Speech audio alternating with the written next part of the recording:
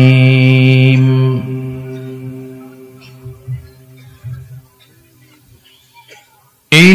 إنما المؤمنون الذين آمنوا بالله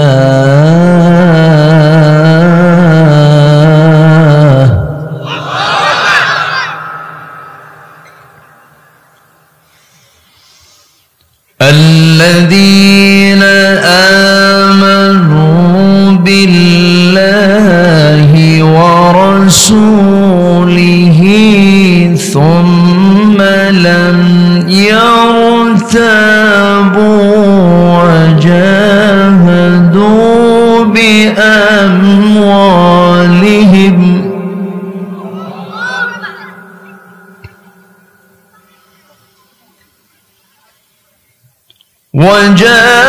وجاهدوا بأموالهم وأنفسهم في سبيل الله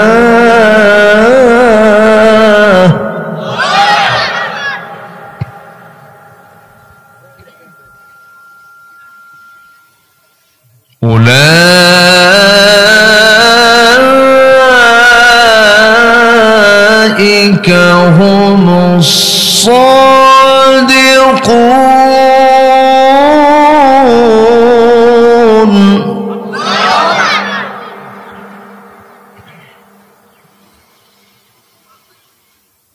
قل أتعلمون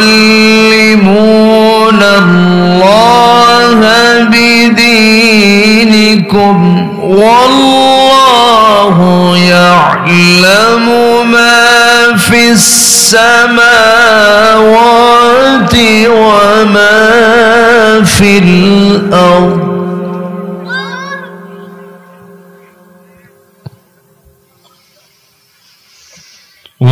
والله بكل شيء عليم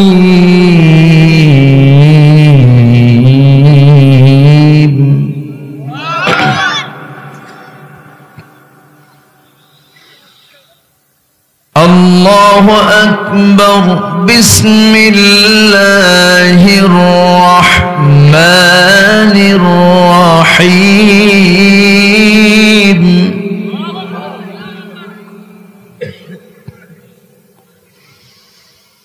إن الله وملائكته يصلون على النبي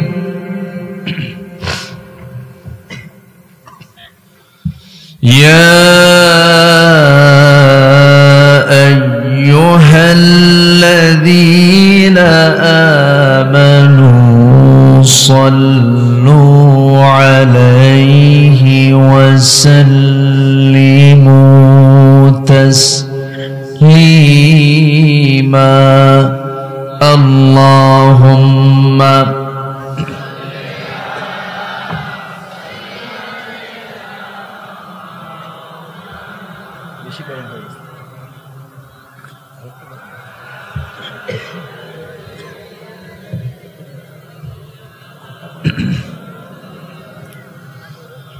সবাই বলুন বালাগাল উলা বিকামালিহি কাশাফাত তুজা বিজামালিহি হাসানাত জামিউ খিসালিহি সাল্লু কোদালকাঠি ইউনিয়ন পরিষদের সম্মানিত চেয়ারম্যান মহোদয় জনাব হুমায়ুন কবির সক্কু সাহেব, উপস্থিত হাজরাত উলামায়ে কেরাম, ফদলায়ে ইজাম, বিশেষ করে আমার পূর্বে কথা বলেছেন নন্দিত আলেমে দ্বীন আমার অত্যন্ত কাছের মুহতারাম জনাব হাফিজ মাওলানা শফিউল আজম হাফিজাহুল্লাহ, উপস্থিত আজকের মাহফিলের প্রধান আকর্ষণ, যাদেরকে নিয়ে আজকের এই সাজানো গোছানো বর্ণাঢ্য আয়োজন, যাদেরকে নিয়ে আজকের এই মহতী একটা অনুষ্ঠানের আয়োজন করা হয়েছে, সামনে উপস্থিত আমার প্রাণ প্রিয় দিন ইসলামের নরসারদুল বীর মুজাহিদ দিনী ভাইরা, আড়ালে বসে আছেন শ্রদ্ধেয়া সম্মানিতা মা বোনেরা। আলোচনার সূচনায় আনুষ্ঠানিকতার মধ্য দিয়ে আমার পক্ষ থেকে আবারও দিল খোলা সালাম, আসসালামু আলাইকুম ওয়া রাহমাতুল্লাহি ওয়া বারাকাতুহু। সবাই কেমন আছেন? আমাকে প্রশ্ন করেছেন যে আল্লাহ তাআলা আমাকে আপনার কাতারেই রেখেছেন। আল্লাহ তাআলার খাস মেহেরবানি, যিনি আমাকে আপনাকে সৃষ্টির সেরা করে পৃথিবীতে পাঠিয়েছেন, দিয়েছেন শ্রেষ্ঠত্বের মর্যাদা। সেই মহান রব্বুল আলামিনের শানে আমরা সবাই শুকরিয়া জ্ঞাপন করছি, বলছি আলহামদুলিল্লাহ। আবারও বলছি আলহামদুলিল্লাহ।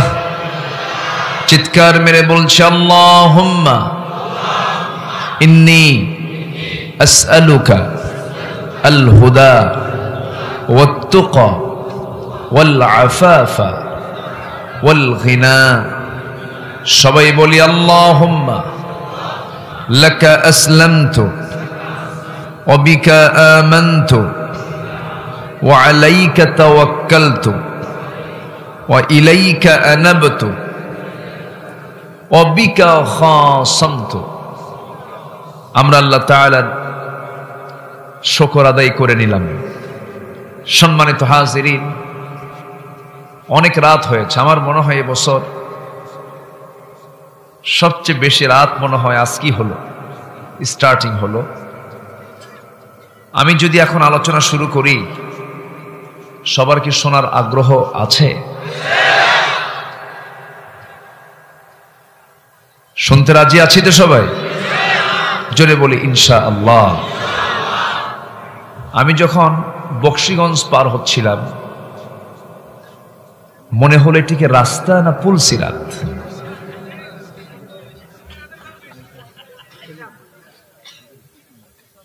মানে ড্রাইভার মাঝে মাঝে গাড়ি থেকে নেমে বলে, হুজুর দেখি তো চাকা ঠিক আছে নাকি।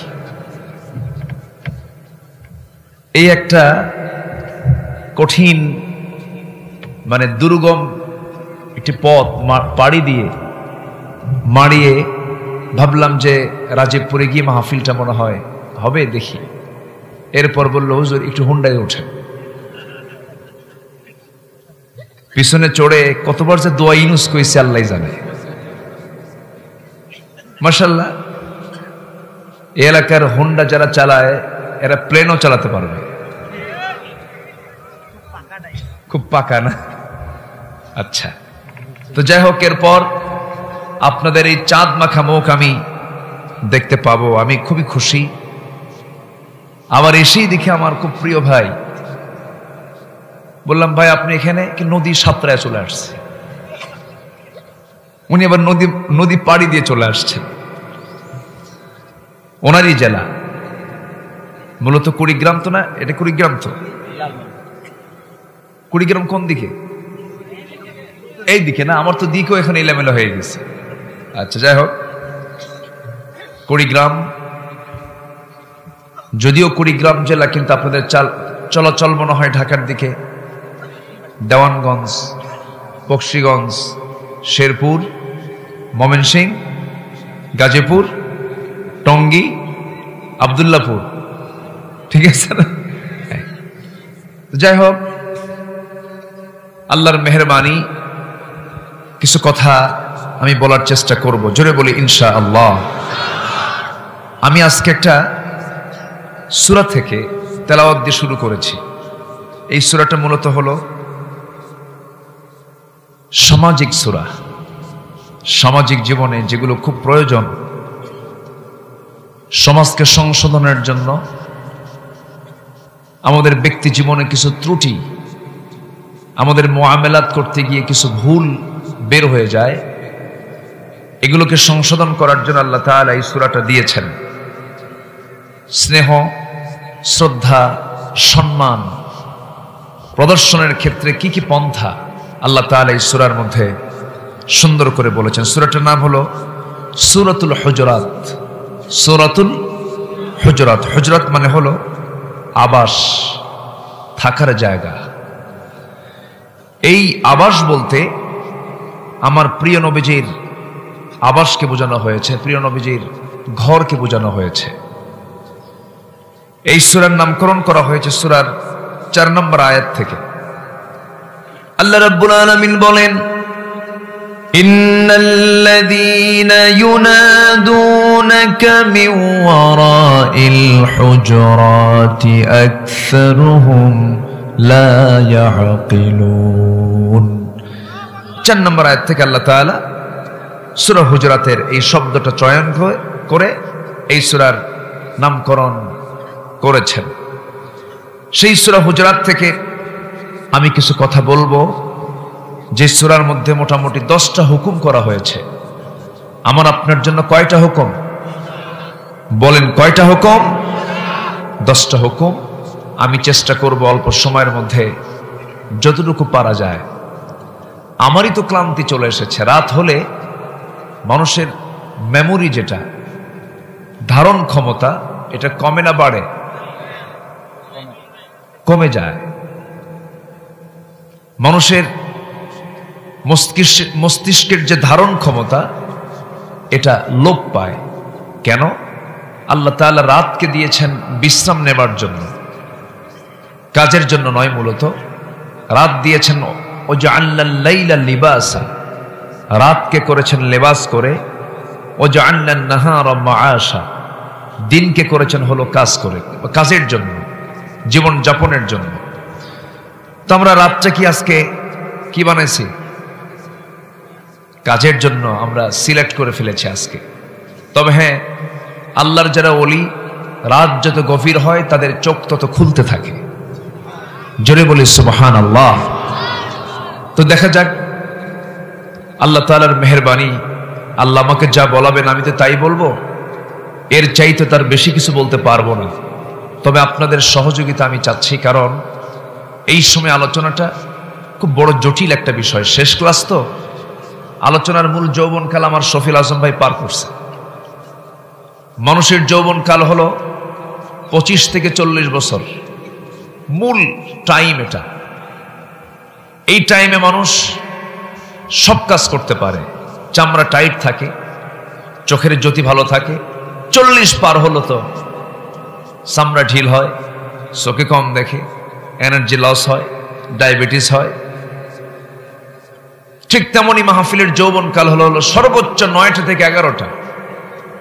সেই যৌবনকাল পার করে আমি উঠছি একেবারে বুড়াকালে। কথা কি বোঝা গেল? দেখা যাক আমার ভাইরা, পৃথিবীতে আমরা কত খেতাব নেই, masters degree, MPhil, PhD, Nobel পুরস্কার, আরো কি কত পুরস্কার আমরা দুনিয়াতে অর্জন করে নিজেকে বিশাল কিছু মনে করি। কিন্তু আসল পুরস্কার আমরা নিতে চাই আল্লাহর দফতর থেকে। কার দফতর থেকে বলেন?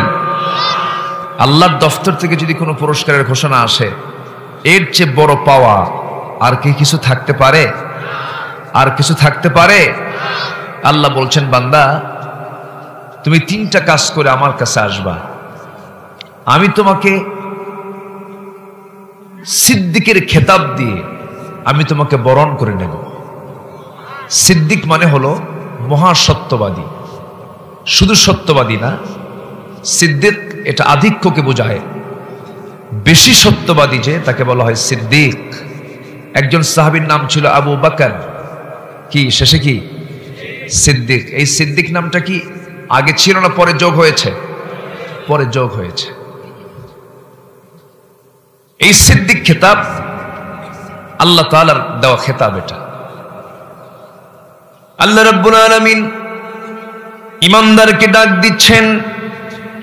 সূরা হুজরাতের 15 নম্বর আয়াতে মহান রব্বুল আলামিন সুন্দর করে বলছেন, যার মধ্যে আমি 3টা গুণ পেয়ে যাব, আমি আল্লাহ তাকে সিদ্দিক খেতাবে ভূষিত করব। সেই 3টা গুণ কি কি আল্লাহ রাব্বুল আলামিন সুন্দর করে বলছেন, ইন্নামাল মুমিনুনা আল্লাযীনা আমানু বিল্লাহ الذين آمنوا بالله ورسوله ثم لم يرتابوا وجاهدوا بأموالهم وأنفسهم في سبيل الله أولئك هم الصادقون جربون الله أكبر। আল্লাহ রাব্বুল আলামিন বলেন, প্রকৃত মুমিন তো তারাই আল্লাযীনা, যারা 1 নম্বর গুণ আমানু, যারা ঈমান আনবে। 1 নম্বর কার উপরে? আসতে বলবেন না, কার উপরে? নাম্বার 2 হলো রাসূলের উপরে ঈমান আনতে হবে। আল্লাহকে মানলাম, রাসূলকে মানলাম না, রাসূলকে মানলাম, আল্লাহকে মানলাম না, আবার আল্লাহকে মানতে নিয়ে শিরিক করলাম, তাও হবে না। খ্রিস্টানরাও আল্লাহকে মানে, ইহুদিরাও আল্লাহকে মানে। কোন খ্রিস্টান বলে না যে আল্লাহ নাই, কোন ইহুদি বলে না যে আল্লাহ নাই, কিন্তু আল্লাহকে মানতে গিয়ে তারা এখানে একটা প্যাঁচ লাগায় দেয়। যেটা আল্লাহ তাআলা সহ্য করতে পারেন না, সেটা হলো শিরকের একটা ছোঁয়া তারা লাগায় দেয়।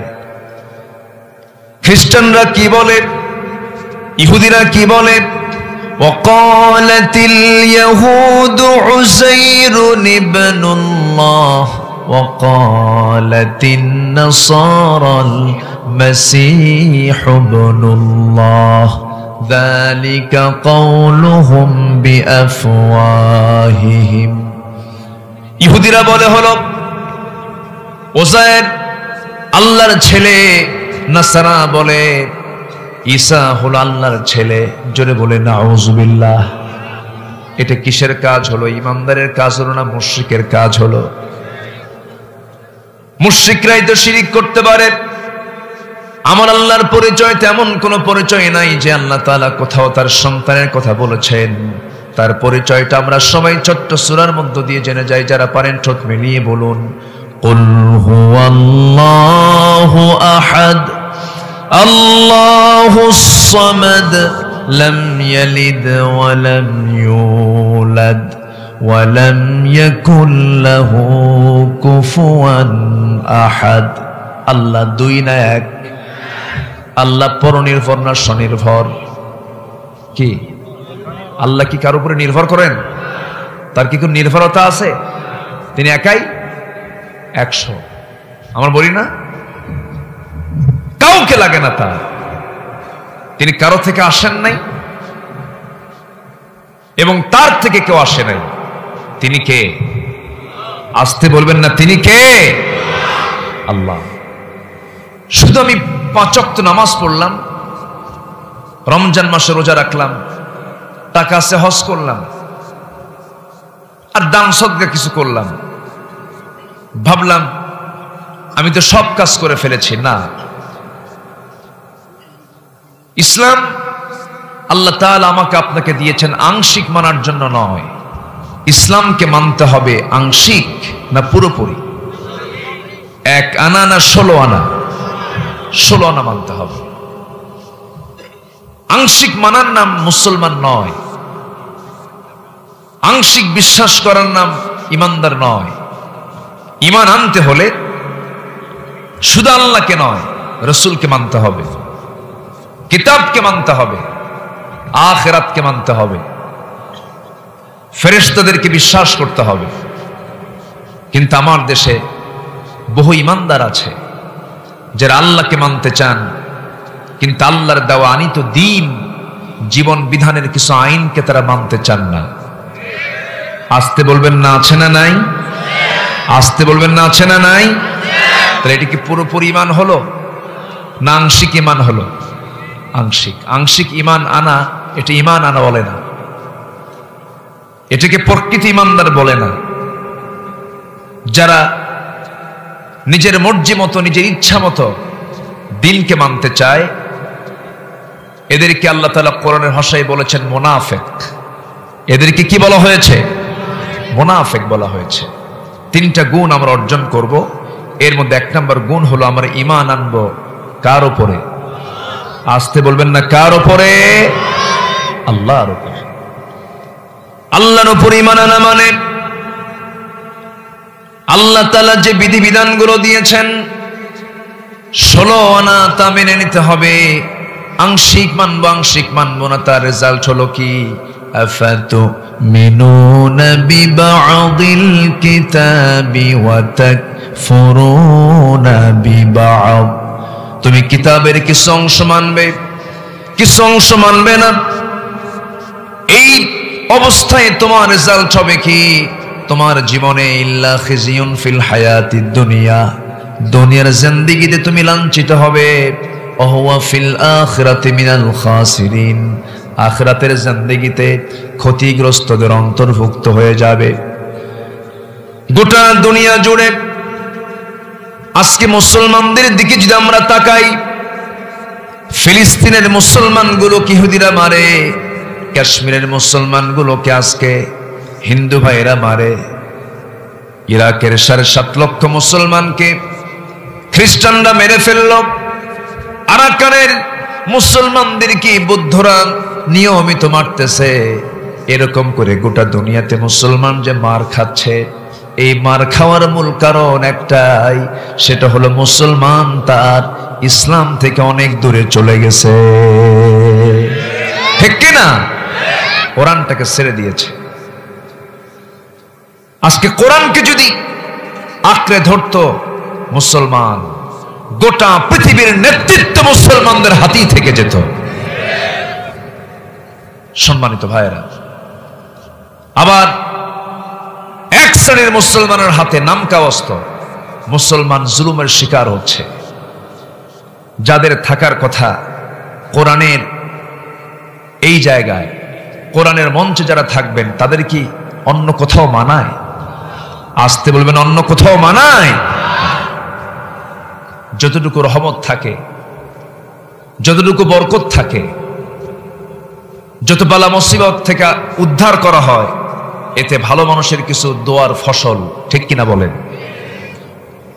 সম্মানিত বন্ধুগণ, সম্মানিত ভাইয়েরা, আমরা শুনেছি 2023 সাল নাকি দুর্ভিক্ষের বছর। শুনছেন নাকি আপনারা? এরকম কিছু কানে আসছে? আচ্ছা, দুর্ভিক্ষ হবে, চরম সংকট সৃষ্টি হবে, এই জাতীয় কথা আমাদের কানে আসলো। কিন্তু দুর্ভিক্ষ থেকে বাঁচার উপায়ও আছে না নাই? আসতে বলবেন না আছে না নাই? ফয়সালা আছে কোন কিতাবে? কোন কিতাবে আছে? কোরআনে আছে। কিন্তু দুর্ভিক্ষ তো হবে, এই কথা আমরা শুনলাম। কিন্তু দেশ থেকে যারা 14 লক্ষ কোটি টাকা বাইরে পাচার করলো, এটা কি কোনো আলেম ওলামা করেছে? আসতে কোন কেন? দেশ স্বাধীনের পর থেকে নিয়ে আজ পর্যন্ত কোন আলেম ওলামা কি দেশের ক্ষমতায় ছিল? তাও তো ছিল না। সম্মানিত ভাইয়েরা, কথা বলতে গেলে তো অনেকে অনেক কিছু মনে করতে পারেন, কিন্তু হক কথা একটাই, সেটা হলো আজকে গোটা পৃথিবীতে কোনো কিছুর সংকট নেই। যদি বলেন খাবারের সংকট আছে, এটা ভুল কথা। জ্বালানির সংকট আছে, ভুল কথা। কারণ সমস্ত প্রাণীর রিস্কের দায়িত্ব কার? আসতে বলবেন না, রিস্কের দায়িত্ব কার? খাদ্যের কোনো সংকট নেই, বন্টনের সংকট। কোন কিছুর সংকট নেই, নেতৃত্বের সংকট মুসলমান। কোনো সমস্যা নেই। এদেশের স্বাধীনতার স্থপতি মরহুম শেখ মুজিবুর রহমান, তিনি ৭৫ সালে ইন্তেকাল করেছেন। তার আগে ৭০ দশকের তার কিছু বক্তৃতা আমার হৃদয় ছুঁয়ে যায়। তিনি আফসোস করে বলেছেন, মানুষ দেশ স্বাধীন করে পায় তেলের খনি, গ্যাসের খনি, স্বর্ণের খনি, আমি পাইলাম চোরের খনি। সব চাটার দল চারটা চুট্টা খাইয়া ফালায় দেয়। আমার ডানে চোর, বামে চোর, সামনে চোর, পিছনে চোর। নেতা তো নাই, কিন্তু তার ডানে বামের চোরগুলো এখনো আছে না নাই? আসতে বলবেন না, আছে না নাই? দুর্ভিক্ষ হবে না কেন? কষ্ট পাচ্ছেন? দুর্ভিক্ষ থেকে বাঁচার আয়াতও আছে না নাই? সে আয়াত ফলো করলে দুর্ভিক্ষ হবে না। কার কথা শুনবেন? আগ্রহ আছে? বলি আলহামদুলিল্লাহ। আল্লাহ রাব্বুল আলামিন বলেন, খুবই কমন আয়াত, খুবই পরিচিত আয়াত, সবাই ঠোঁট মিলে আমার সঙ্গে বলুন, ফালইয়াবুদু রাব্ব হাযাল বাইতিল্লাযী আত'আমাহুম মিন জু'ইন ওয়া আমানাহুম মিন খাউফ। যদি তোমরা ক্ষুধা মুক্ত থাকতে চাও, দুর্ভিক্ষের আওতা মুক্ত থাকতে চাও, ত্রাস মুক্ত থাকতে চাও, টেনশন মুক্ত থাকতে চাও, তোমাদের জন্য আমি আল্লাহ পাক একটা হুকুম দিয়ে দিলাম, তোমরা কারো গোলামি না করে আমি আল্লাহ আমার গোলামি তোমরা করবে। কার কথা? আসতে বলবেন না, কার কথা? আল্লাহর কথা। কিন্তু আল্লাহর নাম নিলে অনেকের গায়ে জ্বালা পড়া করে, এমন লোক বাংলার জমিনে আছে না নাই? নারে তাকবীর, আল্লাহু আকবার, এটা কোনো নির্দিষ্ট কোনো দলের স্লোগান নয়। নারে তাকবীর আল্লাহু আকবার হলো সকল মুসলিম উম্মার স্লোগান। এটা প্রথম আওয়াজ কি? আরো জোরে। আকামতের প্রথম আওয়াজ কি? নামাজ শুরু হয় কি দিয়া? রুকুতে যেতে হয় কি দিয়া? সেজদায় যেতে হয় কি দিয়া? মুরগি জবাই করতে হয় কি দিয়া? এরপর আমি আপনি যখন মরে যাব, মরার পরে আমার লাশ যখন সামনে নেওয়া হবে, আমরা তো মরার পরই সই হই, মরার আগে তো সোজা হয় না। সোজা হয় কখন? মরার পর। সাপ ব্যাঙ ধরেছে, ব্যাঙ বলছে, মামা তুমিও থাকো জঙ্গলে, আমিও থাকি জঙ্গলে, তুমি একটু বড় আকারে, আমি একটু ছোট, খামাখা দুইজনের মধ্যে গন্ডগোল করার কি দরকার? তুমি আমারে হামলা করতে আসো কেন? তুমিও কীটপতঙ্গ খাও, আমিও কীটপতঙ্গ খাই, তুমি আমারে ধরো না। সাপ বলে, বেটা চুপ কর। এক ধমক দিয়া সাপ ব্যাংকে মুখের মধ্যে নেওয়া মাত্র, ব্যাংক তো সহজে যেতে চায় না। গ্যাঙর গ্যাঙর আওয়াজ। যখন এই আওয়াজটা যখন সলিমুদ্দির কানে আসে, তখন সলিমুদ্দির হাতে কি নেয়? কাকে মারার জন্য? জালেমকে না মাজলুমকে? কথা বুঝেন? কাকে? জালেমকে। সাপকে মারার জন্য সলিমুদ্দিন শুধু খোঁজে, কোথায় সাপ পাইছে, খুঁজে ঘাড় বরাবর মেরে দিল।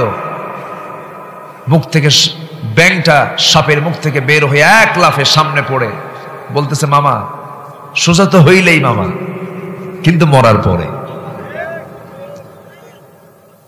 সম্মানিত ভাইয়েরা, যখন মরে যাব, মরার পরেও আমাকে সামনে নেওয়া হবে, জানাজা শুরু হবে। জানাজার প্রথম তাকবীর কি? আরো জোরে, প্রথম তাকবীর কি? দ্বিতীয় তাকবীর, তৃতীয় তাকবীর, চতুর্থ তাকবীর। অর্থাৎ এই নারায়ে তাকবীর এবং নারায়ে তাকবীর আল্লাহু আকবারের স্লোগানকে যারা বিতর্কিত করতে চায়, ওদের চিন্তা বিতর্কিত, ঈমান বিতর্কিত, জন্ম বিতর্কিত। ওদের জানাজা না দিয়া কুত্তা বিলাইয়ের মতো বিদায় করা দরকার। রাজি আছেন কারা কারা? হাত উঁচু করে দেখা।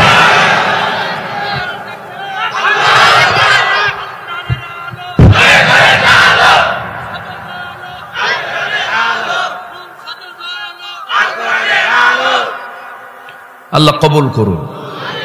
যতক্ষণ বাঁচবো সিংহের মতো গর্জন দিয়ে বাঁচবো, বুক দেব, পিঠ দেব না, অন্যায় চেয়ে থেকে দেখব না। যে অন্যায় চেয়ে থেকে দেখে সে টাটকা মুনাফিক, ঠিক কিনা? অন্যায় করব না, অন্যায় চেয়ে থেকে দেখব না, অন্যায় হতে দেব না। এটা হচ্ছে ইমানদারের কাজ। এটা কার কাজ? ইমানদারের কাজ। কষ্ট হচ্ছে না তো? বলি আলহামদুলিল্লাহ।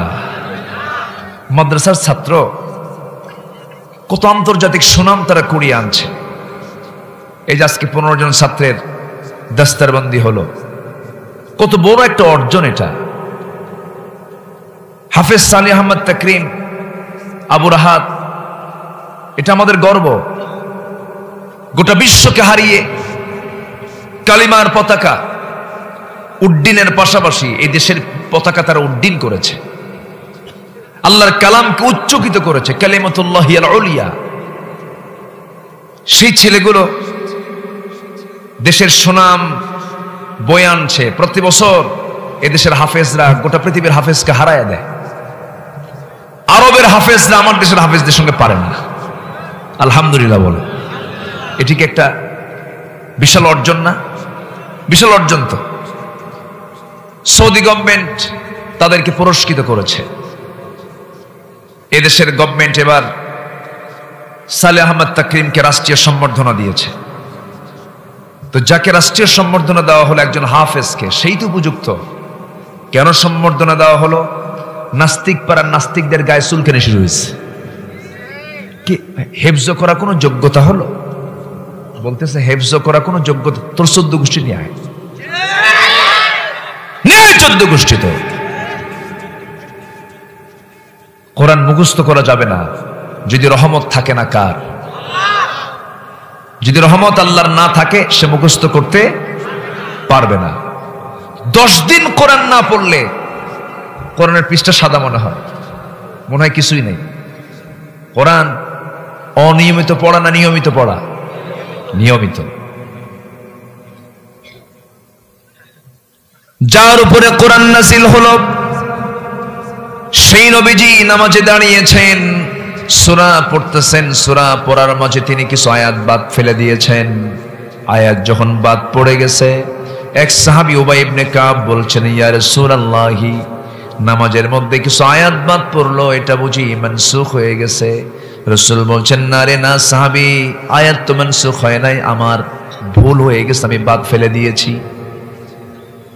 আমার নবীজির তেলাওয়াতের মধ্যে যদি ভুল করে যদি আয়াত বাদ পড়ে যায়, কোরআন তো এত সহজ নয়। আল্লাহ রাব্বুল আলামিন পরবর্তীতে জানিয়ে দিচ্ছেন, সানুকরিউকা ফালা তানসা ইল্লা মা শাআল্লাহ।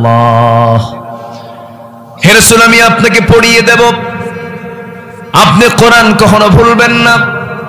আমার নবীজি তাড়াহুড়ো মুখস্থ করার জন্য বারবার জিহ্বা নড়ান, বারবার তিনি জিহ্বা ওড়াচ্ছেন, মুখস্থ করার জন্য চেষ্টা করছেন। আল্লাহ রাব্বুল আলামিন বলেন, লা তুহাররিক বিহি লিসানাকা লিতাআজালা বিহি।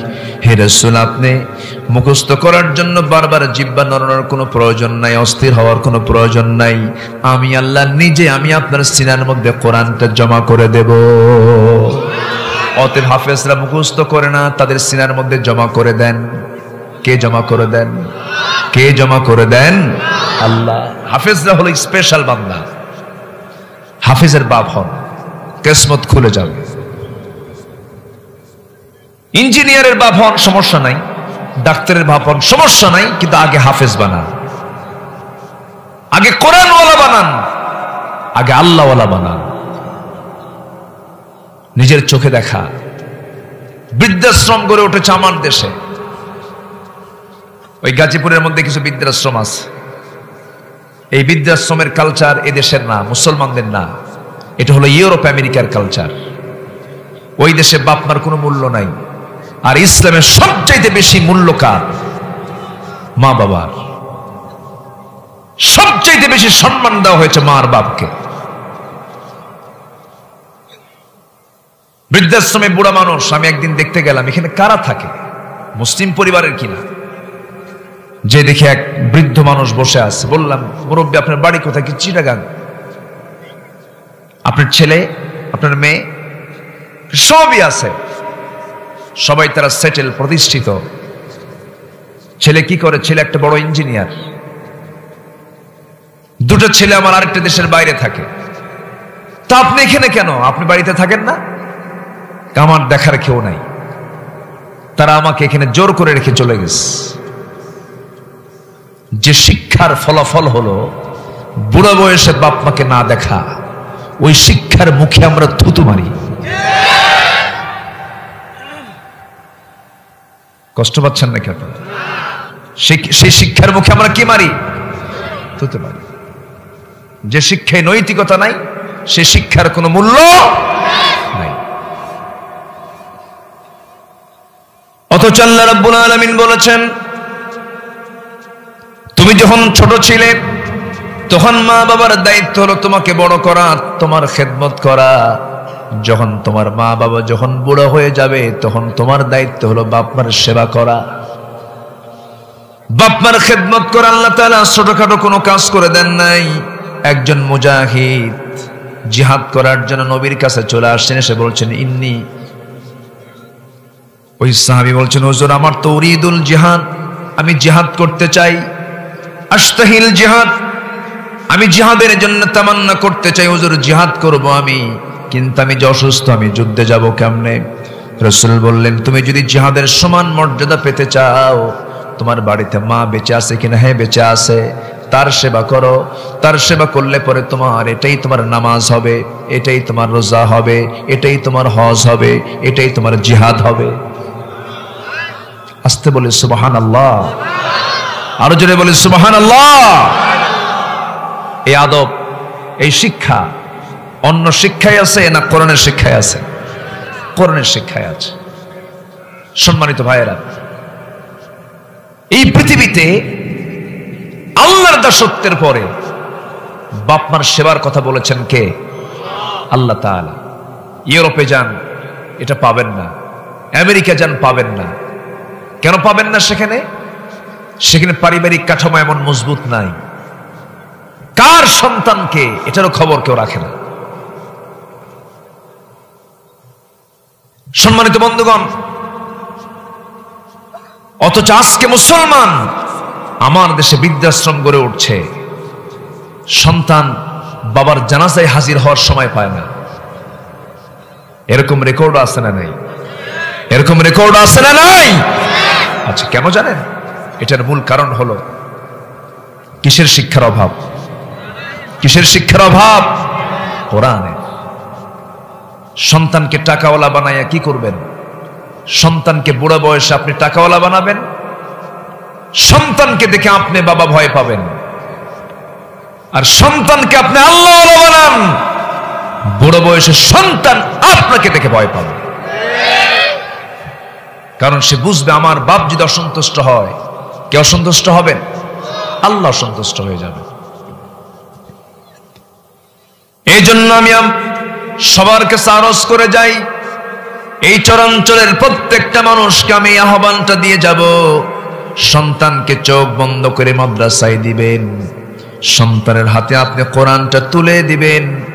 আপনার সন্তানকে পাহারা দেবার জন্য আপনার প্রয়োজন হবে না, কোরআন আপনার সন্তানকে পাহারা দিয়া জান্নাতের দরজায় পৌঁছায়া দেবে। আপনি মাদ্রাসার বারান্দার দিকে তাকান, ওইদিকে ভার্সিটির বারান্দার দিকে তাকান, নোংরামি, বেয়াদবি, উচ্ছৃঙ্খলপনা সমস্ত কিছু যদি লক্ষ্য করা হয়, সেটা মাদ্রাসায় দেখা যায় না, ভার্সিটি দেখা যায়। ভার্সিটিতে দেখা যায় সেখানে পর্দার পরিবেশ আছে নাকি? বেহায়াপনা আছে না নাই? উচ্ছৃঙ্খলপনা আছে না নাই? মাদ্রাসায় কোনো শিক্ষকের সামনে কোনো ছাত্র যদি মাথা উঁচু করে দাঁড়ায়, মাদ্রাসা এমন দৃশ্য কখনো দেখা যায় নাকি? ওস্তাদ ওযু বানাবেন, ওযুর পানি রেডি, ওস্তাদ ঘর থেকে বের হবেন, সামনে জুতা সুন্দর করে সাজানো হয়ে সামনে রেখে দিয়েছে। সন্তান ওস্তাদকে ছাত্র যে সম্মান শ্রদ্ধা করে, এই সম্মান শ্রদ্ধার মূল কারণ হতেছে কি বলেন? মূল কারণটা কি? কোরআনের জন্য তাকে সম্মান দেওয়া হয়। এই যে একটা আদবের পরিবেশ আপনি মাদ্রাসায় পাবেন, এই পরিবেশ আপনি কলেজেও পাবেন না, ভার্সিটিতেও পাবেন না। আপনি লক্ষ্য করে দেখেন, মাদ্রাসায় শিক্ষক ছাত্রকে পিটায় না, মাদ্রাসার চিত্রের দিকে আপনি যদি তাকান, শিক্ষক ছাত্রকে পিটায়। কিন্তু আপনি যদি ভার্সিটির দিকে চলে যান, সেই জায়গায় শিক্ষক ছাত্রকে পিটায় না, ছাত্র শিক্ষককে পিটায়। ছাত্র শিক্ষককে পিটায়, কয় স্যার সোজা হন। আছে না? আসতে বলে, আছে না নাই? আচ্ছা, কোন শিক্ষা? যে শিক্ষার ফলাফল হলো ছাত্র শিক্ষককে পিটায়।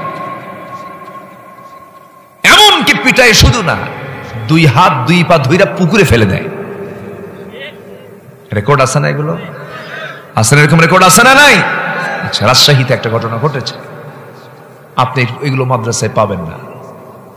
অতএব সন্তানকে আদবওয়ালা বানাতে হলে আদবের শিক্ষা দেব আমরা। জোরে বলি ইনশাআল্লাহ।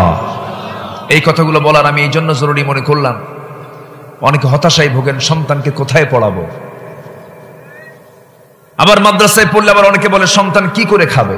কি চিন্তা দেখেন, আমাকে বানিয়েছেন কে? আসতে বলবেন, আমাকে বানিয়েছেন কে? আমার রিজিকের দায়িত্ব কার? এখানে বসে আছে, আমরা কি না খেয়ে আছি? আমার নাকের ডগায় খাবার আছে না নাই? নাকের খাবার আগে দরকার না মুখের খাবার আগে দরকার? বলেন কোনটা? অক্সিজেন না ভাত? বলেন কোনটা বেশি দরকার? অক্সিজেন কত টাকা রেট দেন? কোন মূল্য আছে? খাওয়াচ্ছেন কে? অনেকে বলে আল্লাহ কেমনে খাওয়ায়, ওর নাক চিপে ধরবেন। আল্লাহ রাব্বুল আলামিন এসেনশিয়াল সবকিছুকে ফ্রি করে দিয়েছেন। সূর্যের আলো ফ্রি, বাতাস ফ্রি, এরপর অক্সিজেন ফ্রি, সবকিছু ফ্রি করে দিয়েছেন। আল্লাহ বলছেন রিজিকের কোনো চিন্তা করো না বান্দা, রিজিক তো আমি দেব। আমাকে চেনার জন্য কোরআনটা পড়ো। কোরআনটা যারা পড়বে আর কোরআনটা যারা পড়বে না, তারা কখনো সমান হবে না। জেনে ঈমান আনা, না জেনে ঈমানের মধ্যে তফাৎ আছে না নাই? আমার দেশে বহু ইমানদার আছেন, নামই হলো ঈমান আলী। নাম কি বলেন? ঈমান আলী, কিন্তু ফজর পড়ে না। নাম হলো ফজর আলী। ঘুম থেকে উঠে সকাল 10টার দিকে নাম ফজর আলী রেখে দিছে, নাম হলো আতর আলী, গাজার গন্ধে কাছে যাওয়া যায় না। নাম হলো হিম্মত আলী, সাইকেলের চাকা বাস চলি শীত হয়ে পড়ে। আছে না নাই বলেন? নাম দিয়ে কাম হবে না। নামাজ নাই, রোজা নাই, দিন নাই, ইসলাম মানা নাই, কিন্তু নাম হতেছে আব্দুর রহমান। সে নাম দিয়ে আমি আপনি জান্নাত পাবো না। জান্নাত পাওয়ার জন্য বংশীয় পরিচয় দিয়ে জান্নাত পাওয়া যাবে না। জান্নাত পাওয়ার জন্য পিতার পরিচয় দিয়ে জান্নাত পাওয়া যাবে না। জান্নাত পাওয়ার জন্য আত্মীয়তার কোন পরিচয় দিয়ে সূত্র ধরে জান্নাত পাওয়া যাবে না। জান্নাত পাওয়ার জন্য মুরিদ হয়ে জান্নাত পাওয়া যাবে না। মুরিদের মধ্যে ঈমান থাকার দরকার আছে না নাই? আছে। আমার বন্ধুগণ, যদি তাই হতো, নূহ আলাইহিস সালাতু ওয়াস সালাম তার ছেলে কেনানকে জান্নাতে নিতে পারতেন।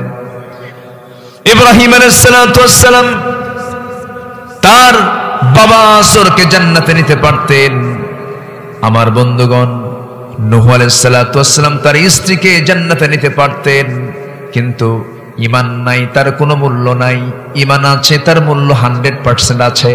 এইজন্য আল্লাহ তাআলা বলছেন, বান্দারে, 1 নম্বর গুণ তুমি যদি অর্জন করতে পারো, সঠিক ঈমান যদি আনতে পারো, তুমি সিদ্দিক হয়ে যাবে, তুমি সত্যবাদী হবে। আমার দফতর থেকে আমি তোমাকে সিদ্দিক খেতাব দিয়ে দেব। এইজন্য ঈমান টানবো আমরা কার উপরে? আসতে বলবেন না, কার উপরে? আল্লাহ আছেন না নাই? আল্লাহ আছেন কোথায়? কোথায়? কত দূরে? 3 মাইল, 4 মাইল, 5 মাইল? সাব্বিহ ইসমা রাব্বিকাল আ'লা। বলেন আ'লা। আরো জোরে আ'লা, আরো জোরে আ'লা। আ'লা, আ'লা মানে উপর। আ'লা মানে কি? উপর। আ'লা মানে হলো সবার উপর। সবার উপর তিনি কে? আমাদের মাথার উপরে কি? কই সামিয়ানা, এই যে তাবু, তাই না? এটা দেখতেছে না তাবু। এর উপরে আছে হলো দিনের বেলার সূর্য, রাতের বেলার চাঁদ, এরপরে আছে হলো তারকারাজি, এরপরে আছে আকাশ। এই তো আমরা দেখতে পাই। কিন্তু আল্লাহ কি শুধু এই আকাশে না, সবার উপরে আরো আকাশ আছে না নাই? সূর্য বড় না পৃথিবী বড়? ভালো করে বলবেন সবাই। মানে আলোচনা মনে হয় একটু কষ্ট হচ্ছে আপনাদের, না? আচ্ছা, সূর্য বড় না পৃথিবী বড়? পৃথিবী হলো 228টি দেশ নিয়ে একটা পৃথিবী। কয়টা? 228টি দেশ নিয়ে একটা পৃথিবী। এখন তো 228টি দেশে এখন একটা জ্বর শুরু হয়েছে, সেটা হলো ফুটবল জ্বর, তাই না? উম্মতে মুহাম্মাদি তাহাজ্জুদ পড়ার সময় পায় না, খুব ব্যস্ত অথবা ঘুম। কিন্তু 3টায় ব্রাজিল আর্জেন্টিনার খেলা হবে, 2টায় তিনি বসে আছেন তাহাজ্জুদের হালতে। আছে না নাই? খেলা হচ্ছে ব্রাজিল আর্জেন্টিনা, আর 2 গ্রুপে মারামারি করে ব্রাহ্মণবাড়িয়া শহীদ হয়ে যায়, তাই না? মারা গেছে না? ব্রাহ্মণবাড়িয়ায় খেলাকে কেন্দ্র করে একজন শহীদ হয়ে গেছে। শহীদ নাকি? শহীদ। অথচ ব্রাজিলকে আর আর্জেন্টিনাকে কারা, মেসি নেইমার কারা, যারা ইহুদি, যারা খ্রিস্টান, যে ব্রাজিলে প্রকাশ্যে আযান নিষিদ্ধ, যে আর্জেন্টিনায় প্রকাশ্যে আযান নিষিদ্ধ, আর সেই মুসলমান হাতে নিয়েছে তাদের পতাকা। অথচ মুসলমানদের পতাকা হাতে থাকা দরকার ছিল কালিমার পতাকা, ঠিক কিনা? সাহাবীরা কিসের পতাকা নিয়েছেন? কালিমার পতাকা। আমার বন্ধুগণ, আমার নবীর কাছে কন্দ সাহাবী এসে বললেন, ইয়া রাসূলুল্লাহ, সবাই তো যুদ্ধে যায়, আপনি আমাকে একটু পারমিশন দিবেন না? আমি একটু জিহাদে যেতে চাই। রাসূল বললেন, তোমার শৌকি নাই, কিসের অনুমতি দেব তোমাকে, যাও। অনুমতি দেননি। প্রথম খলিফার আমলেও তিনি অনুমতি পান নাই। দ্বিতীয় খলিফা ওমর ফারুকের আমলে এই অন্ধ সাহাবী আব্দুল্লাহ ইবনে উম্মে মাকতুম রাদিয়াল্লাহু তাআলা আনহু ওমরের সামনে গিয়ে বলছেন, ভাই ওমর, রাসূল আমাকে জিহাদে যেতে দেন নাই, প্রথম খলিফা আমাকে জিহাদে যেতে দেন নাই, আপনার কাছে আমার একটা করজোরে মিনতি জানাই, মেহেরবানি করে কাদেসিয়ার যুদ্ধ শুরু হয়ে যাবে, গাজওয়ায়ে কাদেসিয়ায় আপনি আমাকে পারমিশন যদি দিয়ে দিতেন, আমি যুদ্ধে অংশগ্রহণ করতাম। আমি শহীদ হতে চাই, শহীদি তামান্না নিয়ে আমি যুদ্ধে অংশগ্রহণ করতে চাই, আপনি আমাকে পারমিশন দিয়ে দেন। ওমরে ফারুক বললেন, কেন? আমার মন চায় না আমি শহীদ হয়ে যাই, আপনি আমাকে পারমিশনটা দিবেন। ওমরে ফারুক বললেন, ঠিক আছে ভাই অন্ধ, আমার ভাই আব্দুল্লাহ ইবনে উম্মে মাকতুম, চিন্তা করো না, আমি তোমাকে পারমিশন দিয়ে দেব। তবে একটা প্রশ্ন করব, সেই প্রশ্ন হলো, যুদ্ধে যে অংশগ্রহণ করবে, তোমার তো চোখ নাই, কেমন করে তুমি যুদ্ধ করবে? সঙ্গে সঙ্গে সাহাবী বলছেন, ভাই ওমর, আমি জানি আপনি আমাকে কেমন প্রশ্ন করবেন, কিন্তু আমি আপনাকে উত্তরটা দেব এইভাবে, যুদ্ধের ময়দানে তো সবাই যুদ্ধ করতে যায় না, সবাই তো অস্ত্র হাতে নেয় না, অন্তত একজন তো কালিমার পতাকা বহন করে। সেই কালিমার পতাকা বহন করার জন্য কাউকে দায়িত্ব না দিয়া আমাকে দায়িত্বটা আপনি আমাকে দিয়ে দিবেন, সবার সামনে আমি কালিমার পতাকা নিয়ে দাঁড়ায়া থাকবো। আজকে মুসলমান কালিমার পতাকা না ফুটবলের পতাকা?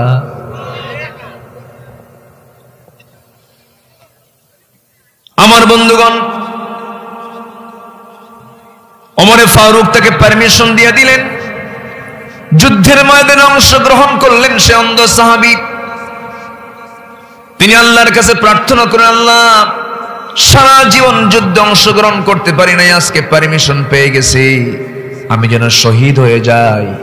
এই দোয়া করে তিনি চলে গেলেন। তার নিয়ত হলো তিনি সবার সামনে কালিমার পতাকা নিয়ে তিনি দাঁড়ায়া থাকবেন। ঠিক তেমনি হয়ে গেল। চোখে দেখেন না সেই সাহাবী কালিমার পতাকা নিয়ে এক পায়ে দাঁড়িয়ে আছেন একটা জায়গায়, দূর থেকে তীর মারা হলো, শাহাদত বরণ করলেন সেই সাহাবী। সেই সাহাবীর চিন্তা হলো, আল্লাহ আমি যদি শহীদ হয়ে যাই, বুকের তাজা রক্ত নিয়ে তোমার সামনে হাজির হয়ে যাব। তুমি আল্লাহ আমাকে প্রশ্ন করবে, আব্দুল্লাহ রে, এতগুলো লোকের মধ্যে তোর গায়ে রক্ত কেন, তোর চেহারায় রক্ত কেন, এমন রক্তাক্ত অবস্থায় তুই আমার সামনে হাজির হয়েছিস কেন? সেই সময় বলবো, আল্লাহ তোমার জমিনে তোমার দিন কায়েমের জন্য বুকের তাজা রক্ত ঢেলে দিয়েছি। আল্লাহ তুমি সেই সময় বলবে, ও আব্দুল্লাহ, আজকে কোনো হিসাব না নিয়ে আমি তোরে আজকে সোজা জান্নাত দিয়ে দিলাম। কিছু কিছু মৃত্যু আছে যে মৃত্যু বরণ করতে পারলে পরে তার কোনো হিসাব হবে না, কবরে কোনো প্রশ্ন হবে না। এর মধ্যে একটা শ্রেণী হলো যারা শহীদ হয়ে যাবে, তাদের কোনো কবরে প্রশ্ন নাই। মৃত্যুবরণ করার সঙ্গে সঙ্গে তাদের জান্নাতের ফ্লেভার তাদেরকে দেওয়া হবে। শহীদি মৃত্যু হলো জান্নাতে ঢোকার রাজপথ, বিশাল একটা মাধ্যম। আমার বন্ধুগণ, সেই জন্য আমি বলতে চাচ্ছি, আমি আপনি এই দুনিয়া থেকে চলে যাব, এক নাম্বার সবচেয়ে বড় অর্জন হলো আমরা ঈমান আনবো কার উপরে? আসতে বলবেন না, কার উপরে?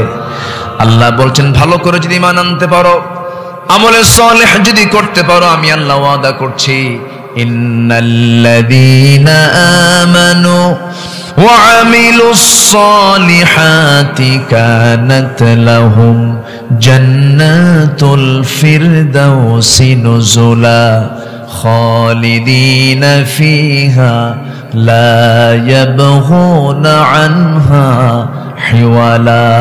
জোরে বলুন আল্লাহু আকবার।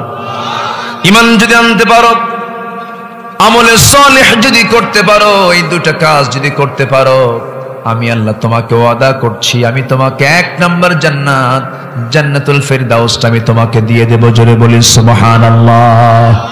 জান্নাতুল ফিরদাউস কি সবাই পেতে চান নাকি? কারা কারা পেতে চান একটু হাত তোলেন তো। জান্নাতুল ফিরদাউস পেতে চান কারা? একটু হাতটা সোজা করেন। ও আল্লাহ, তোমার ভিডিও দিয়ে বান্দাদের হাতগুলোকে তুমি আল্লাহ রেকর্ড করে নাও। জোরে বলি আমিন, আরো জোরে আমিন। হাত নামান। এখন কথা হলো, জান্নাতুল ফিরদাউস তো সবাই আমরা নিতে চাই, জান্নাতুল ফিরদাউসটা কোথায় বলেন? সবাই তো চুপ মেরে গেলেন, কেউ তো বলেন না। জান্নাত আছে না নাই? জান্নাত আছে না নাই? আচ্ছা, সে জান্নাতটা কোথায়? আল্লাহর কাছে। আল্লাহর কাছে, এটা ঠিক আছে, কিন্তু জান্নাতের একটা অ্যাড্রেস আছে না নাই বলেন তো? আসতে বলে, আছে না নাই? কোরআনে আছে? আছে, আছে। কোরআন তো এমন একটি কিতাবের নাম যে কিতাবের ভিতরে জান্নাতের দাগ নাম্বারও আছে। এই আমার আপনার জমির দাগ নাম্বার নেই? দাগ ছাড়া কোনো জমি আছে না? এই এলাকায় দাগ টাক লাগে না? দাগ লাগে? দাগ নাম্বার, খতিয়ান নাম্বার, সিএস, এমআরআর, আরএস, আর কি কত কি, ডিআরএস। আচ্ছা, তাহলে কত কি লাগে? 60-70 বছরের জিন্দেগিতে যদি এতগুলো দাগ নাম্বার লাগে, সর্বনিম্ন জান্নাত দেওয়া হবে একজন ব্যক্তিকে 10টা পৃথিবীর মতো একটা জান্নাত। জান্নাত মনে হয় ছোট হয়ে গেল। এত আস্তে সুবহানাল্লাহ বললে হবে নাকি? আরো জোরে, আরো জোরে। সবাই কি জান্নাত নেবেন? জান্নাতে কিন্তু ঘুম নাই। জান্নাতে কি নাই? ঘুম নাই। জিহাদ, জান্নাতে ঘুম নাই। কিন্তু দুনিয়াতে কি আছে? আসতে কয়, ঘুম আছে না নাই? আছে। দেখেন, একটা ছেলে ঘুমাচ্ছে, বুঝলেন? ওরে ডাক দিলাম। ঘুমটা আমাদের জন্য লস। ঘুমালে লস না বলেন তো? জান্নাতে গিয়ে যদি লস প্রজেক্টই পাই, তাহলে এটা কেমন হলো? জান্নাতে কোনো ঘুম থাকবে না। জোরে বলে সুবহানাল্লাহ। জাহান্নামে মনে হয় ঘুম আছে। হ্যাঁ, জাহান্নামে ঘুম আছে? জাহান্নামে তো লা ইয়ামুতু ফিহা ওয়ালা ইয়াহইয়া, মরবেও না বাঁচবেও না। ও আরেক মুসিবত। এমন ফেরেশতা যা চোখেও দেখে না, কানেও শোনে না। চোখে দেখে না, কানে শোনে না, মুখেও কিছু বলেন, খালি পিটন। খালি কি? পিটন। যারা অত্যাচার করছো, যারা নিরপরাধ মানুষদের উপরে জুলুম করছো, তোমাদের জন্য ওই ফেরেশতা প্রস্তুত আছে। আসতে বলবেন না, জোরে বলুন ঠিক কিনা। আমরা ইহজন্মে বিচার না পেলেও আমরা আদালতে আখিরাতে সেই বিচার আমরা পাবো। জোরে বলি ইনশাআল্লাহ। সেই দিন সবার সামনে আছে না নাই? আছে। জান্নাত কোথায়? অনেক দূর জান্নাত। এই জান্নাতের জন্য একজন মহিলা কি সুন্দর দোয়া করেছেন। যে মহিলার স্বামী ছিল একজন কাফের, যে মহিলার স্বামী ছিল একজন জগৎ বিখ্যাত, জগৎ কুখ্যাত একজন কাফের, যে 40,000 শিশুকে তার ক্ষমতাকে পাকাপোক্ত করার জন্য হত্যা করেছিল মুসার জন্ম ঠেকানোর জন্য। তার নামটা কি বলেন তো? ফেরাউন। দেখেন, সবাই কিন্তু জানেন তার নাম, কিন্তু তার প্রতি মোহাব্বত করে কেউ তার সন্তানের নাম কি ফেরাউন রাখে? নাম আছে, তার নাম কেউ রাখে না। মুসা নাম আছে না নাই? এখানে মুসাকে কই? মুসা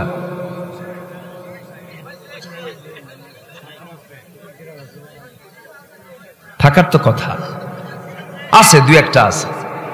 আচ্ছা, মুসা পাওয়া যায়, ঈসা পাওয়া যায়, ইব্রাহিম পাওয়া যায়। দেখি তোলেন, দেখি আছে কেউ? কেন নাই?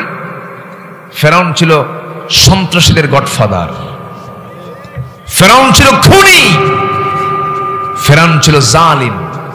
এই জন্য তার নামে কেউ নামকরণ করে না। মুসার নাম আছে না নাই? আছে। সেই ফেরাউনের স্ত্রী আসিয়া আলাইহিস সালাতু ওয়াস সালাম, আমার মা, আমার বোন, আজকের মাহফিলে যারা এসেছেন, দেখুন ঈমান কাকে বলে।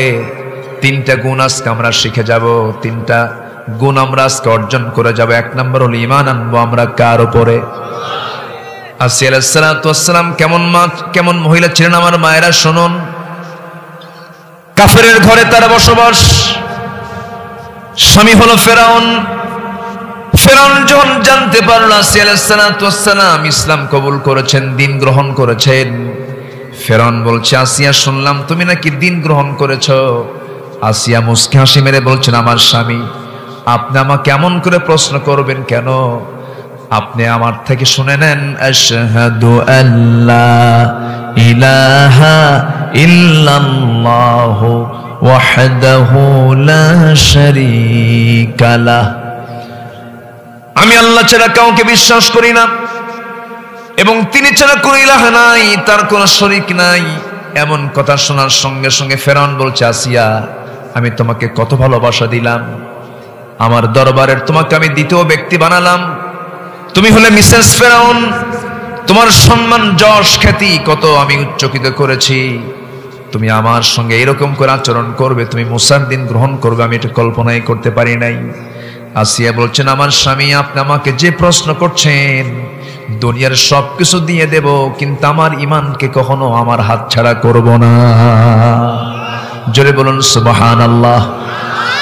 আসিয়া আলাইহিস সালাতু ওয়াস সালাম বললেন, আমার স্বামী, আমি আপনাকে ভালোবাসি, আমি আপনাকে মহব্বত করি, আপনার হক আমি আদায় করতে সচেষ্ট থাকবো, কোনো সমস্যা নাই, তবে আমার দিন নেই, ইসলাম নেই, ঈমান নেই, আপনি কোনো প্রশ্ন করতে পারবেন না। এবারে ফেরাউন বলছে, আসিয়া শোনো, আমার সঙ্গে ঘর সংসার করতে গেলে ঈমান তোমাকে ছাড়তে হবে। এবার আসিয়া বলছেন, আমার স্বামী, আপনি কি করবেন জানি না, তবে একটা প্রশ্ন, সেটা হলো আমার প্রতি আপনার অত্যাচারের পরিমাণ যত বেড়ে যাবে আমার ঈমানটা তত মজবুত হয়ে যাবে। জোরে বলে সুবহানাল্লাহ। ফেরাউন তার মন্ত্রী পরিষদ নিয়ে বসে গেল, হামানকে বলল, হামান কি করা যায়? হামান বলছে, কোনো আপিল করা যাবে না এই জায়গায়, কোনো চিন্তা করা যাবে না এই জায়গায়, তাকে মেরে ফেলতে হবে, হত্যা করতে হবে। যখন জল্লাদকে ডাকা হলো, কিছুক্ষণের মধ্যেই তাকে করাত দিয়ে চিরে 2 টুকরো করে শহীদ করে দেওয়া হবে। আসিয়া আলাইহিস সালাতু ওয়াস সালামকে শেষবারের মতো তার স্বামী বলছে, ফেরাউন বলছে, আসিয়া এখনো সময় আছে, কি করবে বলো? আসিয়া মুস্কি হাসি মেরে বলছেন, স্বামী গো, আপনি আমার বিষয়টা এখনো বুঝতে পারেন নাই, সব মেনে নেওয়া যায়, কিন্তু ঈমানটা ছেড়ে নেওয়া মেনে নেওয়া যায় না। ঈমান আমি ছাড়তে পারবো না,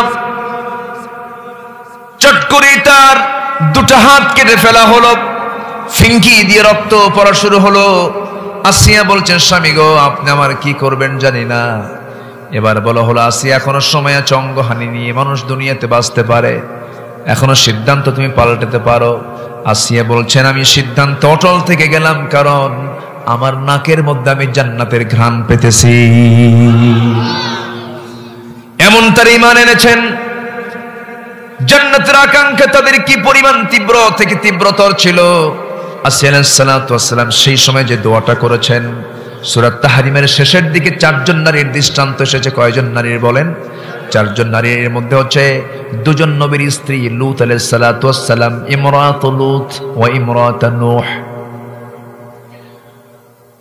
আমার ভাইয়েরা, নূহের স্ত্রী এবং লূত আলাইহিস সালাতু ওয়াস সালামের স্ত্রী, 2 জন নবীর স্ত্রী ছিল খারাপ, ঈমানহীন ছিল, ঈমানহীনা ছিল। আবার আল্লাহ তাআলা ইমরাত ফিরাউনের কথা বললেন, ও দুনিয়ার নারীরা দেখো, একজন নারী ফেরাউনের ঘরে থাকার পরও সে ঈমান থেকে এক চুল পরিমাণ নড়ে নাই। জোরে বলেন সুবহানাল্লাহ। অনেক মহিলা বলে, হুজুর আমার স্বামীটা খারাপ। আমি তখন পাল্টা জবাব দিতে নিয়ে বলি, ও আমার মা, আপনি আপনার স্বামীকে যে খারাপ বললেন, সেই স্বামীটিকে ফেরাউনের চেয়েও খারাপ নাকি? নারীদের জন্য একটা মডেল হচ্ছেন আসিয়া আলাইহিস সালাতু ওয়াস সালাম।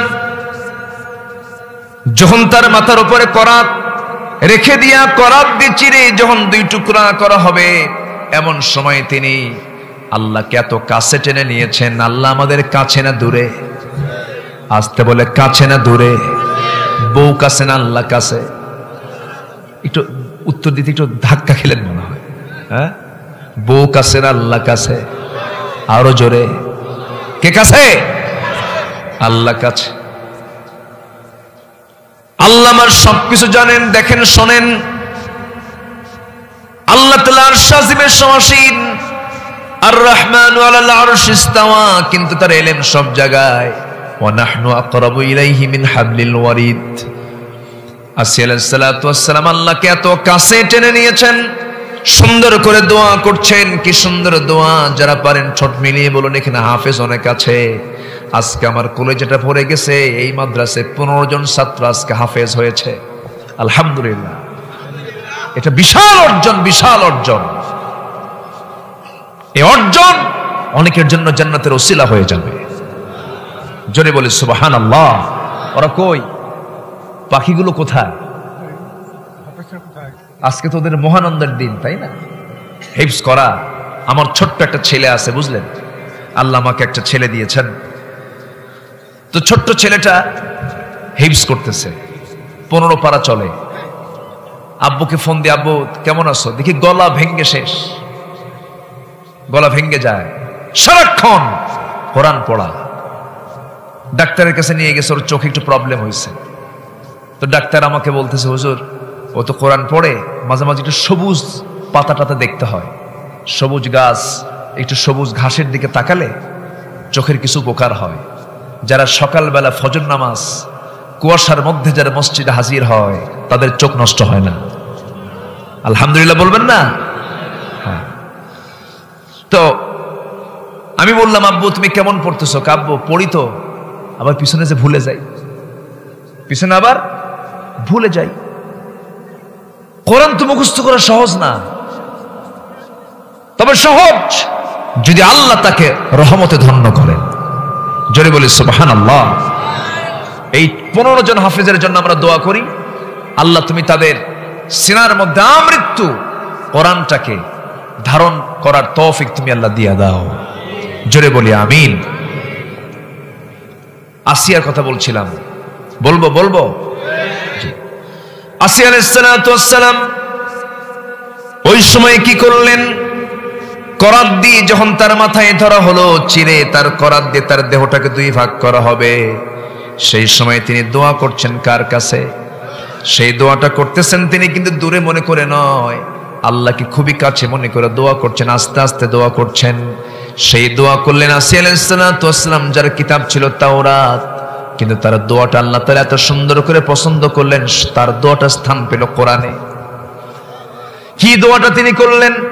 রব্বি বিনিলি ইনদাকা বাইতান ফিল জান্নাতি ওয়া নাজ্জিনি মিন ফিরআউনা ওয়া আমালিহি। আল্লাহ তাআলা তুমি আমার জন্য বানিয়ে দিবা একটা ঘর, ইনদাকা তোমার কাছে। কার কাছে? আসতে বলবেন না, কার কাছে? দেখেন দোয়াটা, দেখেন কি সুন্দর দোয়া। রব্বি বিনিলি ইনদাকা বাইতান ফিল জান্নাহ, আল্লাহ তুমি আমার জন্য বানায় দিবা, ইনদাকা তোমার কাছে, বাইতান একটা ঘর, বুয়ুতুন মানে বহুবচন, বহু ঘর, বাইতান বলেছেন মাত্র একটা ঘর তুমি আমাকে দিবা। জান্নাতে অসংখ্য ঘর থেকে যাবে, তিনি ঘর চেয়েছেন কয়টা বলেন? একটা ঘর। ইনদাকা আল্লাহ তোমার কাছে, তোমার কাছে আমাকে একটা ঘর, ছোট্ট ঘর বানায় দিবা, এবং তুমি আমাকে ওয়ানাজ্জিনি মিন ফিরাউন, ফিরাউনের অনিষ্ট থেকে তুমি আল্লাহ আমাকে বাঁচায় দাও, এবং তার অনিষ্ট কর্ম অপকর্ম থেকে আমাকে বাঁচায় দাও। আল্লাহ তাকে শহীদের মর্যাদা দিয়ে দিলেন, তিনি শাহাদাত বরণ করলেন। আল্লাহ তার জন্য জান্নাত দিয়েছেন, সেই জান্নাতটা হলো আল্লাহর ঘরের কাছে। জোরে কোন সুবহানাল্লাহ। এখান থেকে বিষয়টি স্পষ্ট হয়ে গেল, আল্লাহ তাআলা জান্নাত রেখে দিয়েছেন আল্লাহর আরশ আজিমের আশেপাশে। আসতে বলে সুবহানাল্লাহ, জোরে বলে সুবহানাল্লাহ। সে আরশ আজিমটা কোথায়? আরশ আজিমটা তো 1 মাইল 2 মাইল দূরে নয়। সূর্য হলো পৃথিবী থেকে 13 লাখ গুণ বড়। কত লাখ? 13 লক্ষ গুণ বড়। ওই সূর্য থেকে তারকাগুলো হলো এত বড়। বেটেল জুইস নামে একটা তারকা আছে, যে তারকা ওই সূর্যের চাইতে 1 গুণ নয়, 2 গুণ নয়, 1 লাখ গুণ নয়, 2 লাখ গুণ নয়, 1 কোটি নয়, 2 কোটি নয়, 33 কোটি গুণ বড় হলো সূর্যের চাইতে। কত কোটি গুণ? আবার মনে হয় সবার ঘুম আসছে। কত কোটি গুণ বলেন? ঘুম ঘুম ভাব। হাবের সাহেব খুব ক্লান্ত হয়ে গেছেন, সারাটা দিন পরিশ্রম করেছেন। কষ্ট হচ্ছে না তো আপনাদের? আপনার টঙ্গী কোথায় বাড়ি আপনার? গাজীপুর সিটি, বিকেএসপির সাথে। জি আলহামদুলিল্লাহ, আপনি অত্যন্ত ভাগ্যবান যে আপনার পিতার নামে একটা মাদ্রাসার নামকরণ হয়েছে। জি বলি আলহামদুলিল্লাহ। আল্লাহ তার বাবার কবরটাকে জান্নাতের টুকরা বানায় দাও। মুরব্বীকে এই মাদ্রাসার যোগ্য পৃষ্ঠপোষক বানিয়ে দাও। মাদ্রাসার সুখে দুঃখে তাকে কাজে আঞ্জাম দেওয়ার তৌফিক তুমি আল্লাহ দিয়ে দাও। আমি ওয়াশরুম গিয়েছিলাম ওযু করার জন্য, হাম্মাম খানা ওযুখানার দিকে গিয়েছিলাম। খুব ভালো লেগেছে, খুব সুন্দর পরিষ্কার করে পরিচ্ছন্ন। সেখানে মাদ্রাসার ছাত্রদের জন্য ব্যবস্থা করা হয়। যারা ওযুর ব্যবস্থা করবে আল্লাহ তাদের জান্নাতের ব্যবস্থা করবে। আসেন দোয়া করি। দোয়া করবেন না? আলোচনা চালাবো, আলোচনা চলো। হুজুর মরুক।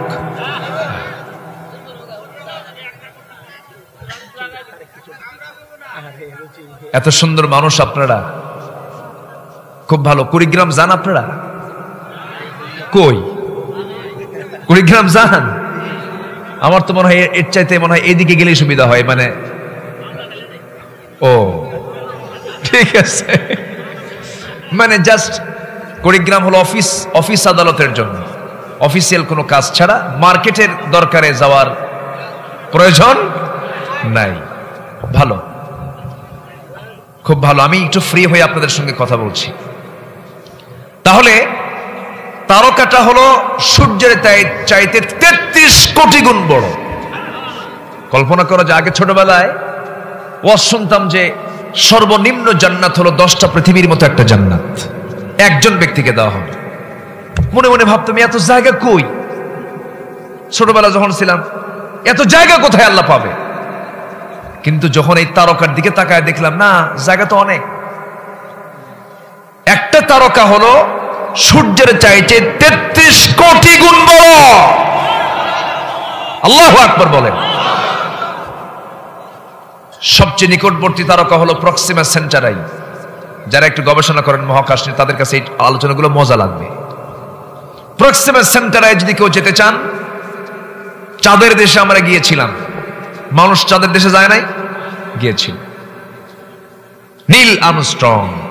জি, এখন যদি কোনো সলিমুদ্দি চাঁদের দেশে না গিয়ে প্রক্সিমা সেন্টারি নামক তারকার দেশে যদি যেতে চায়, তাহলে অ্যাপোলো 11 নামক একটা যানবাহন আছে বর্তমান পৃথিবীতে তৈরি করেছে বিজ্ঞানীরা, যার ঘন্টার গতি হলো 39,000 কিলোমিটার। এই কিলোমিটার বেগে যদি কেউ সেই তারকার দেশে প্রক্সিমা সেন্টারে যেতে চায়, তার সময় লেগে যাবে 1,15,000 বছর মাত্র। কারা কারা যাবেন হাত তোলেন। কম সম্ভব, আসতে কবে না সম্ভব। বাঁচবো কয়দিন? লাগবে হলো 1,15,000 বছর। গেল। জান্নাত কোথায় এটা বলে দিচ্ছি। জান্নাত আমরা নেব, কিন্তু জান্নাতের ঠিকানা একটু দেখেন। এরপরে এই তারকা, এ তো মহাশূন্য, একটা তারকা না তো, গ্যালাক্সি আছে, গ্যালাক্সি। এক একটা গ্যালাক্সির মধ্যে কোটি কোটি তারকা আল্লাহ পাক সেট করে রেখেছেন। আর গ্যালাক্সি একটা অসংখ্য গ্যালাক্সি মহাকাশে আল্লাহ পাক ঝুলিয়ে রেখেছেন। এরপরে মহাকাশ, নীল দেখি, নীল আকাশ, ব্লু স্কাই। এরপর হলো মহাশূন্য, এরপরে আবার আকাশ, এরপরে মহাশূন্য, আরেকটা আকাশ। আল্লাহ এক আকাশের মালিক না, সাবআ সামাওয়াত, 7 আকাশের মালিক। আল্লাহু আকবার বলেন। কয় আকাশ? 7 আকাশ। এক আকাশ তারা তুই, একা দেখিস নে। কি গুনতে দিস তুই? দেখছেন, ভালোই তো গান পারেন দেখে আপনারা। গান এরকম গায়ে লাভ নাই। গান গাবো কার? আসতে বলবেন না, গান গাবো কার? আল্লাহ। আল্লাহ আমার রব, এই রবি আমার সব। জোরে আল্লাহ আমার রব, এই রবি আমার সব।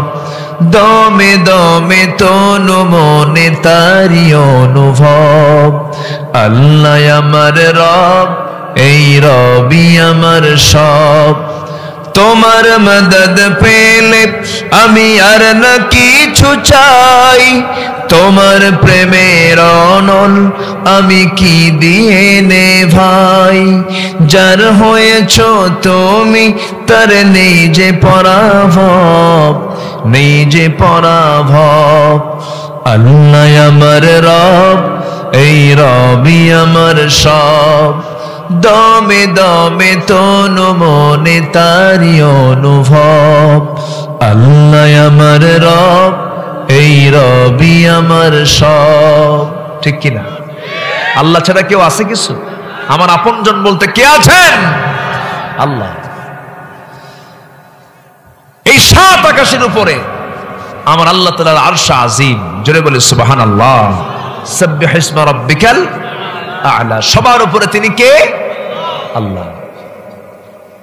সে আরশ আজিমের মেহমান হয়েছিলেন আমার নবী মুহাম্মদ সাল্লাল্লাহু আলাইহি ওয়াসাল্লাম। তিনি কি জান নাই? কার ফ্লাইটে চড়ছেন? এই বলেন বলেন বলেন, কার ফ্লাইট? নরমাল ফ্লাইট নেই, স্পেশাল ফ্লাইট। তাহলে আমরাও যদি সেই জান্নাতে যেতে চাই, নরমাল ফ্লাইটে হবে না স্পেশালে চড়তে হবে? নরমাল ফ্লাইট ওই 10,000 ফিট, 20,000 ফিট, 30,000 ফিট উপরে উঠে কাজ। কিন্তু আল্লাহ তাআলা এমন ফ্লাইট দিবেন স্পেশাল বান্দার জন্য, ওই ফ্লাইটে চড়ে সোজা পুল সিরাত পার হয়ে আরশ আজিমের পাশে জান্নাতে চলে যাবে বান্দা। আল্লাহু আকবার বলেন। সম্মানিত ভাইয়েরা, সেই জান্নাত পাওয়ার জন্য আমরা আল্লাহর দফতর থেকে সিদ্দিক খেতাব নেব, সত্যবাদীর খেতাব নেব। নাম্বার 1, আমরা ঈমান আনবো কার উপরে? আল্লাহর উপরে। নাম্বার 2 হলো ওয়ালাম ইয়ারতাবু, যারা সন্দেহ করবে না, ঈমান আনার পরে যারা সন্দেহ করবে না। সন্দেহ মুক্ত হওয়ার জন্য আমাকে আপনাকে কোরআন বেশি করে পড়া দরকার, কোরআনটাকে রিসার্চ করা দরকার। জেনে আমল করার না জেনে আমল করার মধ্যে তফাৎ আছে না নাই? আসতে বলবেন না, আছে না নাই? আমরা সমস্ত কাজগুলো জেনে আমল করব, সমস্ত আমলগুলো আমরা জেনে করব। জোরে বলি ইনশাআল্লাহ। সকল সন্দেহ দূর হয়ে যাবে।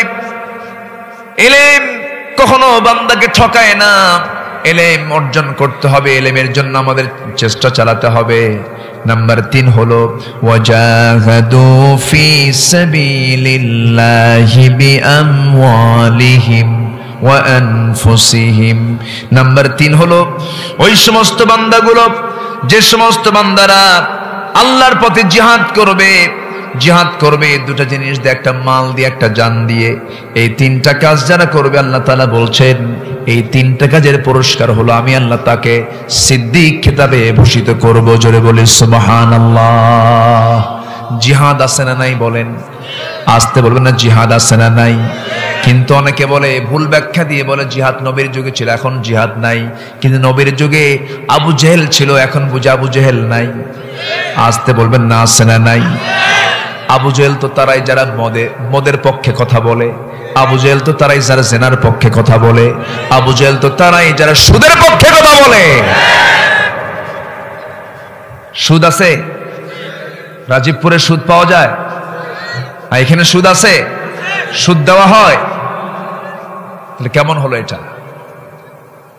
কেউ উঠেন না এই সময়, এই সময় উঠলে কিন্তু ভাববো ওই লোকটা সুদ খায়। বসেন। সুদের কাছেও যাব না, জোরে বলি ইনশাআল্লাহ। সুদের ধারে পাশেও যাব না, জোরে বলি ইনশাআল্লাহ। হারাম যেটা, তার কোনো আরাম থাকতে পারে না।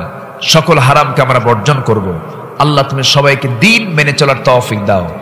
ফজর পড়বেন কারা কারা, একটু হাত তুলে দেখেন তো। ফজর পড়বেন কারা কারা, হাত তুলে দেখান। জোরে বলি ইয়া আল্লাহ, ইয়া রহমান, ইয়া রহিম, ইয়া হাইয়্যু, ইয়া কাইয়্যুম। আমার জীবনের সগীরা কবিরা, ছোট বড় সব গুনাহ তুমি আল্লাহ মাফ করে দাও। জোরে বলুন ইয়া রাব্বাল আলামিন। হাত নামান। 5 শ্রেণীর জন্য কবরে কোনো আযাব হবে না, আযাব আল্লাহ পাক দিবেন না 5 শ্রেণীকে। এর মধ্যে একটা হলো শহীদ, আরেকটা হলো যার মৃত্যু শুক্রবারে হবে। সুবহানাল্লাহ বলবেন না? আজকে কি বার বলেন? আগামীকাল জুম্মার খুতবা আছে, আমাকে যেতে হবে, পেরেশানি আছে। আমার কাছে মনে হচ্ছে এটা একটা ভিন্ন দেশে আসছে আমি। সৌদি আরবে যেতে এত কষ্ট হতো না। যাই হোক, তাই না? কঠিন রাস্তাঘাটের যে অবস্থা। এলাকায় কি এমপি টেমপি আছে নাকি? আচ্ছা যাক, মনে হচ্ছে না তো এরকম অবস্থা। আল্লাহ তুমি সবাইকে, সবার জন্য যাতায়াত ব্যবস্থাকে সহজ করে দাও। জোরে বলি আমিন। যদি সুষম বন্টন থাকতো, খলিফা ওমর ফারুকের কথা, ফোরাত নদীর তীরে একটা কুকুর যদি অনাহারে